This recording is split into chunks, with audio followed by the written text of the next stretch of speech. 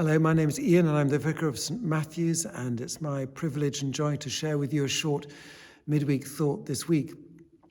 Behind me here you'll see a lovely frontal to our communion table at St Matthew's. This was made several years ago when we had a family's harvest event on, and children and families were cutting out little things for harvest, flowers and various decorations here that you can see.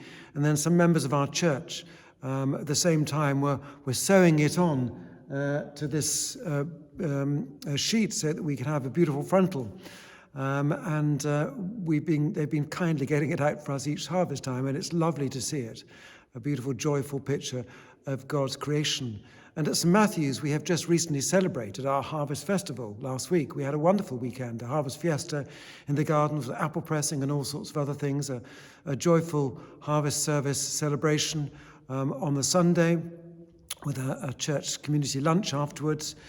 And at harvest time, we remember the goodness of God. We remember with thanksgiving the gifts of his harvest, the gifts of all that comes from the land that God has provided for us, that has been gathered in at the end of the year for us. There's a wonderful outpouring of thanksgiving for God's provision and his goodness for us. At Harvest at St Matthew's, we also remembered at the Harvest Festival service the amazing Christian work of an organisation called Bishoka Trust, who work in rural Uganda, and they work on restoring but also building new water boreholes for very remote communities of Uganda who desperately need access to clean water. It literally is life-giving, life-saving work of provision, of something that you and I take for granted when we turn on a tap here, or we pour something out of a bottle. So we were reminded within that context of the ministry of Bishoka Trust in Uganda of the huge goodness of God to us in all that he gives us with. Harvest time also is in the autumn. It's now the beginning of October, and the nights are definitely drawing in. It won't be long till the clocks change.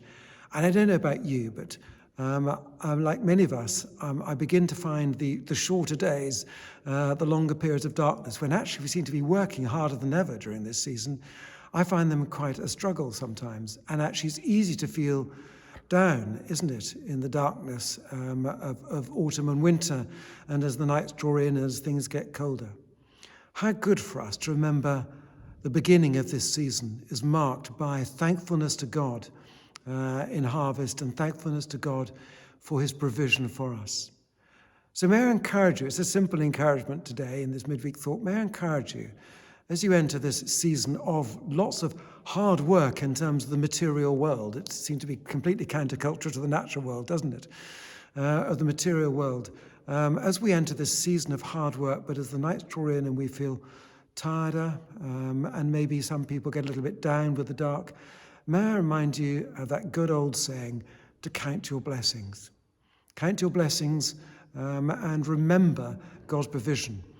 And not only as we count our blessings during this season of autumn and winter, we remember the provision of God. Not only does it pep us up, because we are just reminded that God does look after us and will provide for us. It always spurs us on to help others to know the benefits and blessings of God for them through us. So as we walk into winter, as we walk into the darker nights, be encouraged by counting your blessings, remembering God's provision, and sharing that with those around us.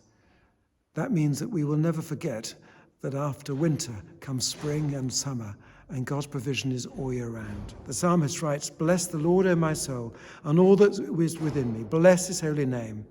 Bless the Lord, O my soul, and do not forget all his benefits." Let's not forget them this autumn and this winter. God bless you. Amen.